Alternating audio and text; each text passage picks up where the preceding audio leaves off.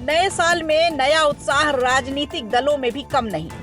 अरविंद केजरीवाल तमाम कोशिशों में लगे हैं कि कैसे दिल्ली चुनाव में तीसरी बार फिर बाजी मारी जाए।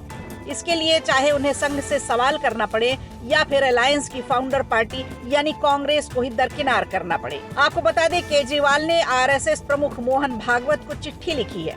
इस चिट्ठी में संघ प्रमुख से भाजपा को लेकर कुछ सवाल पूछे हैं। वीडियो में आगे बढ़ने से पहले जरा इन सवालों पर नजर डालिए। केजरीवाल ने संघ प्रमुख मोहन भागवत से सवाल किया है कि बीजेपी ने पिछले कुछ दिनों में आम आदमी पार्टी के नेताओं के साथ जो सुलूक किया, क्या आरएसएस उसका समर्थन करती है।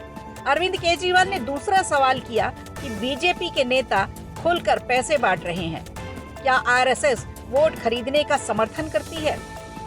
इसके अलावा दो और सवाल पूछे केजरीवाल ने। उन्होंने पूछा, बड़े स्तर पर दलित पूर्वांचलों के वोट काटे जा रहे हैं, क्या आरएसएस को लगता है कि ये जनतंत्र के लिए सही है।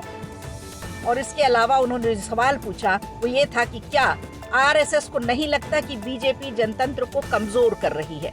आपको बता दें, ऐसा पहली बार नहीं है कि अरविंद केजरीवाल ने संघ प्रमुख से सवाल पूछे हैं, बल्कि आज से 3 माह पहले भी केजरीवाल ने सवालों की झड़ी लगाई थी। उस समय भी सवाल संघ प्रमुख मोहन भागवत से ही थे, पर निशाने पर थी भाजपा।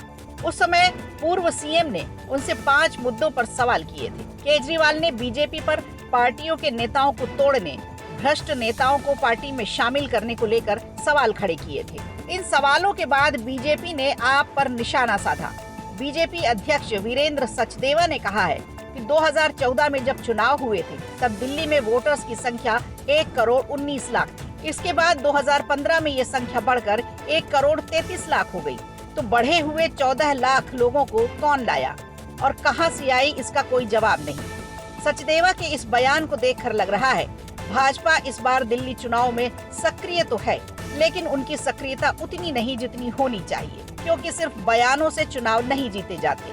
जहां केजरीवाल स्कीम पर स्कीम निकाल रहे हैं, 70 की 70 सीटों पर अपने उम्मीदवारों के नाम की घोषणा कर दी है, वहीं दिल्ली बीजेपी इसमें पिछड़ती नजर आ रही है। दिल्ली में विधानसभा चुनाव नजदीक आते ही राजनीति पूरी तरह से गर्मा गई है और अब इस फुटबॉल में संघ की भी एंट्री हो गई है। इसके बाद दिल्ली चुनाव की दिशा क्या होगी रहेगी, इस पर हमारी नजर। वीडियो अच्छा लगा हो तो लाइक कीजिए, शेयर कीजिए और कमेंट बॉक्स में हमें जरूर बताइए।